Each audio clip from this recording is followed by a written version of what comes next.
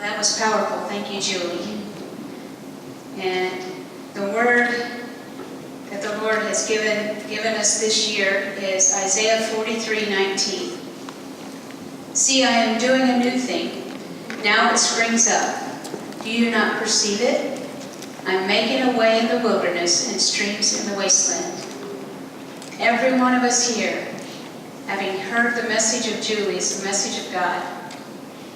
And that we all play a part, every one of us. Whatever God is calling us to do, now is the time to stand up. For as our voices are heard, it will reverberate all over the land.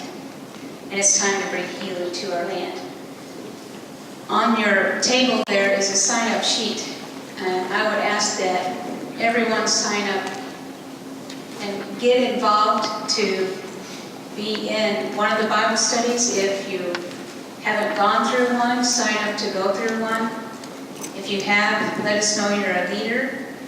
I need to read this, Ephesians 4, before we... Julie talked about pregnancy resource centers, and I have gotten the privilege to be involved with pregnancy resource centers now every 25 years and see the changes and see the struggles and see the things that we've tried and we've attempted to do and all those things, but I'm telling you, we are in a wonderful position today. We have the answer, and pregnancy resource centers can be as creative as we want to be. I think for too long, we have held ourselves back. We have put ourselves down. Well, we don't have money. Well, we don't have people. Well, we don't. You know what? God has it all. And if we come together, there is not one resource that we can't find because He'll bring it. There's no amount of money that can hold us back. There are so many things that I know that He is wanting to bring if we would just get in the right position to do it. And I believe we are now getting in that position.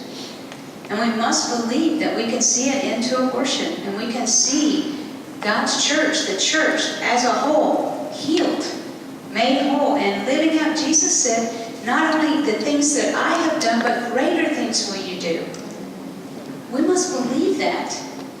And he brings me to Ephesians 4:13. Until we all reach unity in the faith and in the knowledge of the Son of God and become mature. And I believe that's what we're doing. By entering into these Bible studies, we're not only saying, yeah, I go to church, yeah, I praise and worship, yeah, I pray. No, we're maturing into what He wants us to be. Mature, attaining to the whole measure of the fullness of Christ. Then we will no longer be infants, tossed back and forth by the waves. And that's what I've seen so many times in the years that I've been involved with pregnancy centers. And so many times hearing the things, well, we could do that if we only had. We have it. We've got the answer. And blown here and there by every wind of teaching and by the cunning and craftiness of people and their deceitful scheming. Instead, speaking the truth in love, and that's what these Bible studies will do and do. We will grow to become in every respect the mature body of Him who is the head, that is Christ. From Him the whole body, joined and held together by every supporting ligament, grows and builds itself up in love as each part does its work. It takes all of us. Not one person can do it. That's why He has the body and He's the head. We're the body. So I'm excited for this new day. And so signing up, the next step, and this is why it's so exciting to be able to be linked with Julie, with her father's teaching, Zig Ziglar. I had heard his name, but I never had the opportunity to be where he spoke or really even to hear any CDs or anything else until meeting Julie. But being able to learn what God had put in his heart and what He did for and gave His life for, then to be able to learn the teachings. What I see when we talk about being mature, the Ziglar Corporation has made it available to learn his teachings, and so I've been able to be certified to offer many of his trainings. And so I believe a big piece of maturing the pregnancy center world is taking what Zig Ziglar taught based upon the scriptures. And one key training is goal setting and achievement.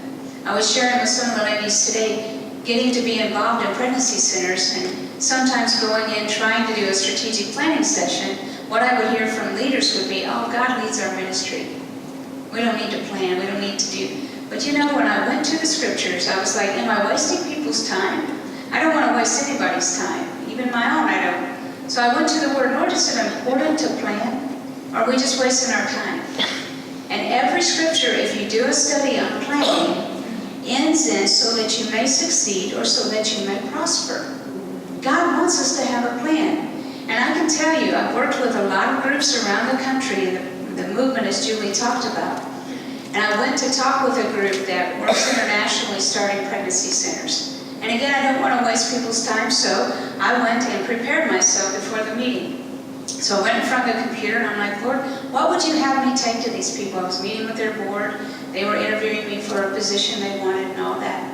And he took me to, what came up on the computer was Planned Parenthood International.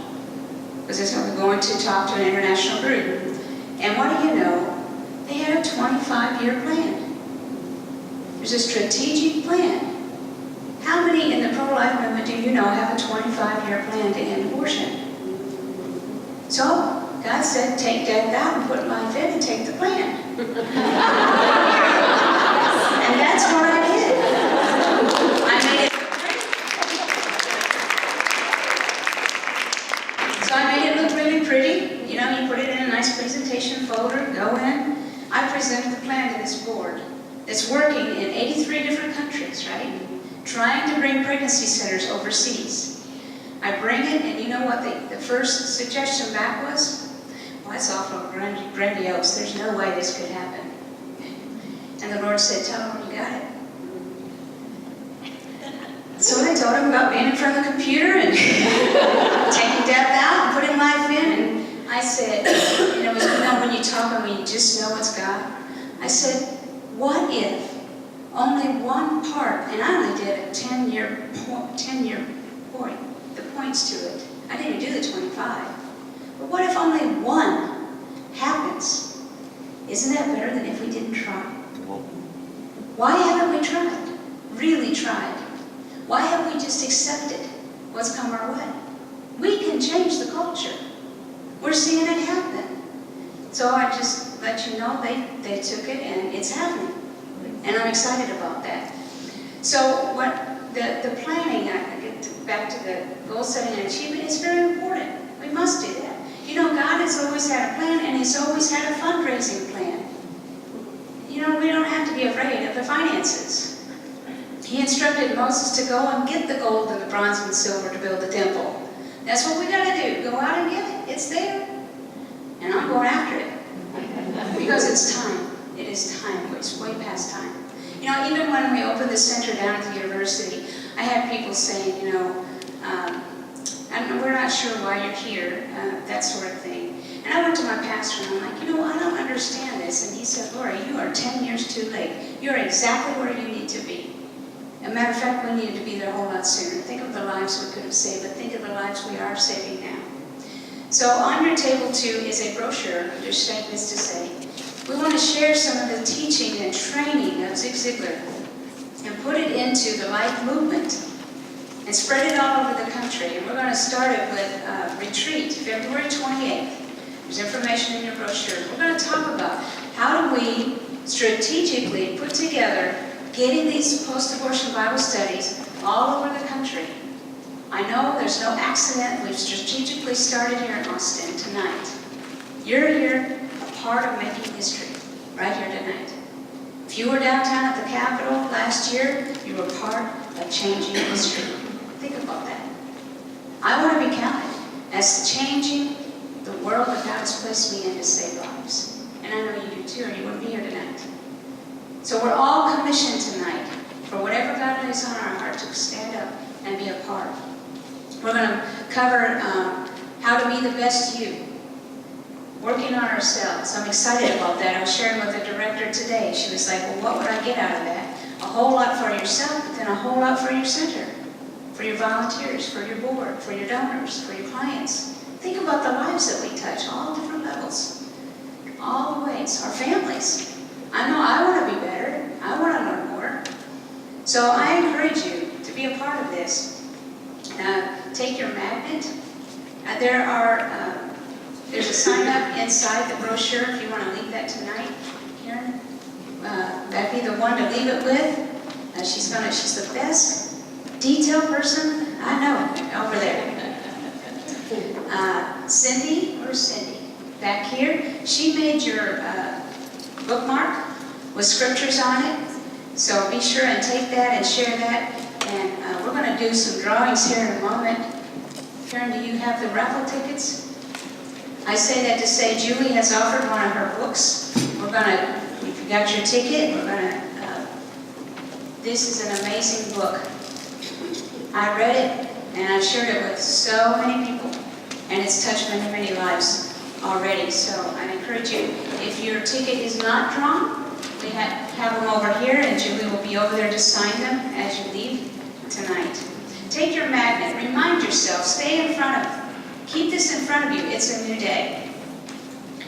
We're excited to get people signed up and to link together to make a difference for this new day.